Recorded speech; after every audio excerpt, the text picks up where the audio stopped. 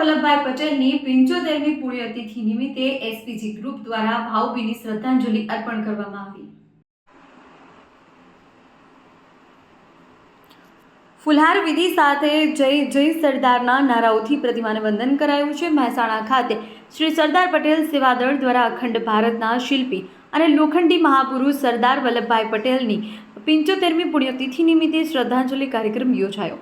આ અવસરે સરદાર પટેલની પ્રતિમાને ફુલહાર વિધિ તથા હારતોરા કરી જય જય સરદારના ગગનભેદી નારાઓ સાથે ભાવભીની શ્રદ્ધાંજલિ અર્પણ કરવામાં આવી હતી।